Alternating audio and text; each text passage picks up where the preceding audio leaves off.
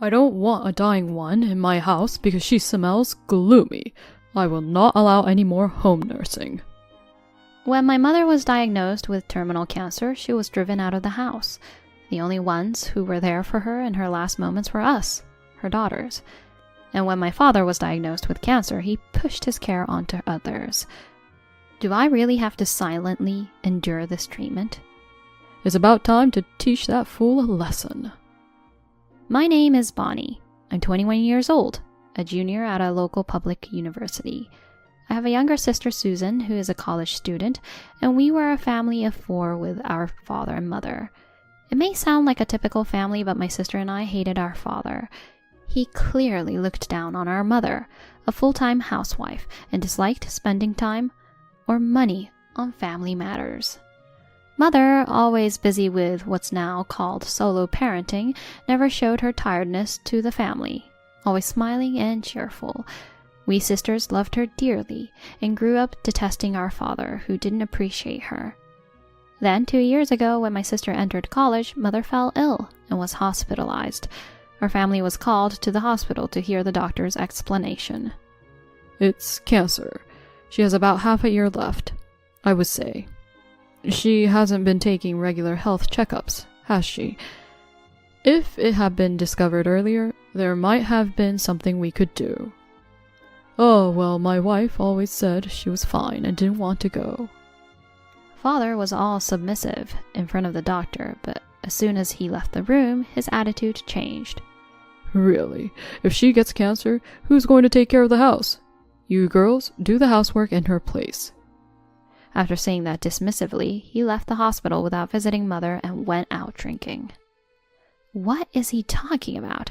It was Dad who always opposed Mom going for health checkups, saying there's no need since she's always at home and should spend any free time doing housework.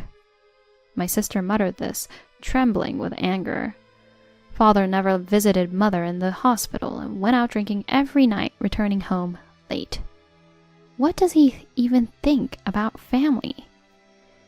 Mother spent some time at home after being discharged, but her condition wasn't good. My sister and I tried to help with household chores to ease her burden, but she visibly grew weaker. Father seemed to find her presence bothersome, and, far from being worried, complained. Really, a housewife who doesn't even do housework, just causing more trouble. Maybe we should start preparing for Mom's home care? When I hesitantly suggested this to Dad, he predictably opposed it. What's that? A waste of money. Having a dying one at home is depressing. Think about me, coming home tired from work, and then having to take care of her. You girls have it easy as students. Who do you think is paying for your college? He kept grumbling. I had expected opposition, but not to be spoken to so harshly, and I couldn't help but cry. How can you... Mom's part of the family, right? Are you really going to abandon her just because she's sick and can't do housework anymore? That's just wrong. Hearing this, my sister, who was listening, also started crying, saying, That's too cruel. Poor Mom. Father, apparently annoyed, said, I'm going out for a drink, but remember, I won't allow home care. And left. After Dad left, Mother came out from the back room. I'm sorry for making you feel bad. I'll be fine. I'll go to a palliative care ward with my savings. There's a palliative care center Uncle suggested. It's hard for you and Susan to take care of me while being students. You've had a hard time, thank you. Seeing my mother say this with a smile, my sister and I started crying again. After that, my sister and I visited our mother in the palliative care ward every day, but during that time, Father never came to visit. Instead of just taking care of the sick, do your chores properly. Who do you think is allowing you to live and attend college? He angrily said. Eventually, it was just my sister and I who were there for Mother's final moments. Even after being informed of my mother's passing by the doctor, I was in shock and couldn't grasp the reality until my sister said, "Oh, we have to do the wake and funeral, right?" That snapped me back to reality, and I managed to contact my mother's relatives. I see. You two, Bonnie and Susan, have had it tough. I'm sorry I couldn't be there for her passing. Leave the rest to me. Uncle, Mother's brother, was always reliable, and we often depended on him. Thank you, Uncle. We still haven't been able to reach Dad on the phone. I knew it. Father had been out drinking and hadn't answered his phone since Mother became critical.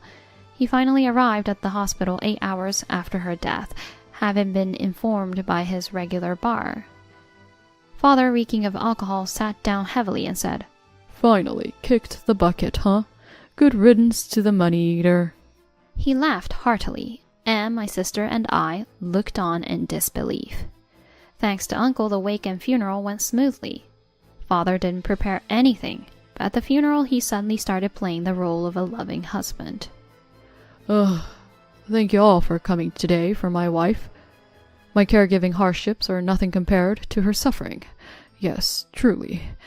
Yes, I visited her every day. I considered home care, but it was her wish to spend her final days in a palliative care ward under professional care. Yes, thank you. I believe she would be happy. Hearing my father talk like this to the mourners, my sister also lunged at him in anger. Wait, Susan, it's Mom's funeral. Don't cause a scene. It would upset her. You're right, but it's so frustrating. He says such things when Mom died. I'm angry too, and I can't forgive him for saying such things.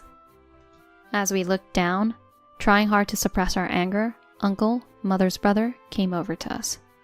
Bonnie, Susan, I heard everything. I know it's hard, but I understand everything. It's okay.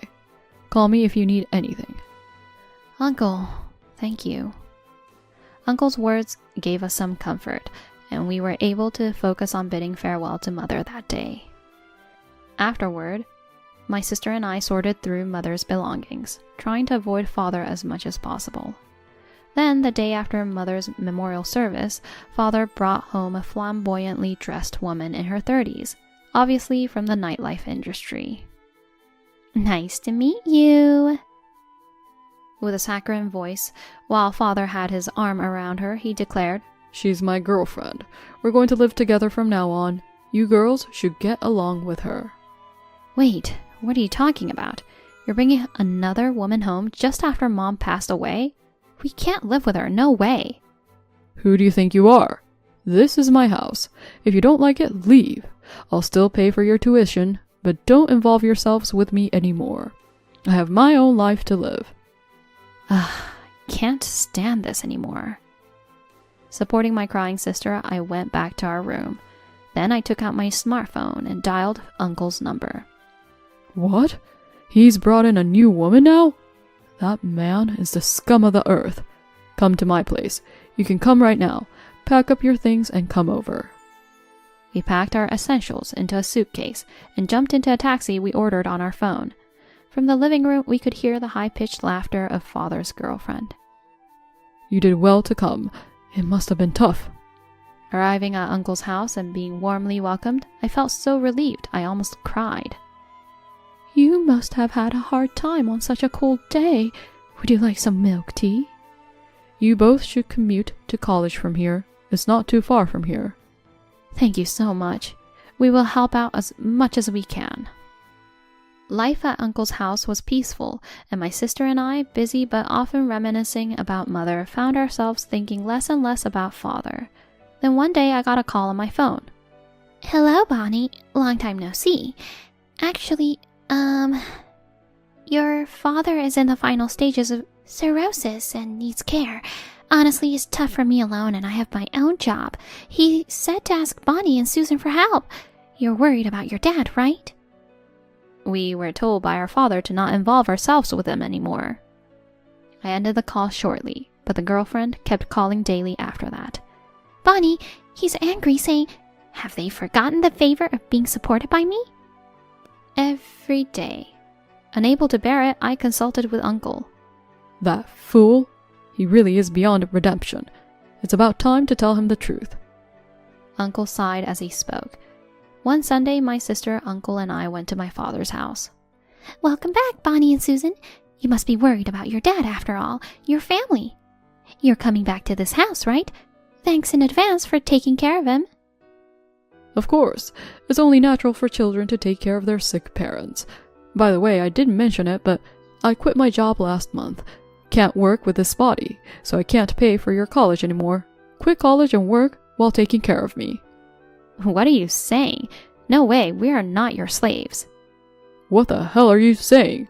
It's only natural for children to take care of their sick parents. Despite not doing anything for his sick wife, with hands trembling in anger, I replied, "We're cutting ties as family. We'll manage our tuition ourselves. Living here and taking care of you is impossible." What? Do you think that's allowed? Yeah, it's thanks to your father that you've been able to live in this house all this time, isn't it? Then Uncle quietly spoke. The one who isn't allowed here is you. How long do you plan to stay in this house? It's time to tell the truth. I followed up on what Uncle said. Huh? What do you mean? This land and house were inherited by the girl's mother from our father, and the ownership was in their mother's name. So, after she died, it became mine. I'm her husband. Father raised his voice. That's why you're a fool. My father's face turned red at my uncle's words. My father had always had a complex about my uncle, who was a shrewd man, so it was even worse. It's ridiculous to think that a deceased wife's property automatically becomes her husband's. Uncle spoke dismissively. My sister had prepared a will and entrusted it to a lawyer. This house is now in Bonnie's name. You two have no right to live here. Uncle continued sharply. You always mocked my sister, calling her a money-eating housewife, but did you actually contribute properly to the household expenses? There were times you didn't because you spent it on drinking. How do you think she managed during those times? Well, I thought she was saving and managing because she was at home. You really are a fool. She wouldn't have had enough to manage her savings. She was earning income through investments and managing the household with that income. And you didn't even know, thinking you were the one supporting the household. So that's the situation, Dad. This house is now mine. I'm currently looking for a buyer through a real estate agent, so can you leave? I tried to keep my emotions out of it as I spoke. What? I quit my job. I have no income, and now, if I lose the house too... Father's face, which had been red, now turned pale. All right, I was wrong. I apologize. Let me live in this house. We can be a family again like before. Father said this, looking like a completely different person, head hung low. I finally said what I had wanted to say for so long. No, thank you. I have no attachment to this house without Mom. Having someone on the brink of the afterlife in the house makes it so gloomy, right? I'll return those words to you. My sister nodded vigorously beside me. We won't see you again, Dad. Firmly stating that, we left the house filled with memories of our mother. Later on, when my sister and I secretly went to get our belongings during Father's absence, a neighbor lady told us, "That flashy woman who is living here seems to have left, and my husband saw your father at the hospital wearing shabby pajamas and muttering, 'I don't have any money to buy anything at the store. Is your father all right?'"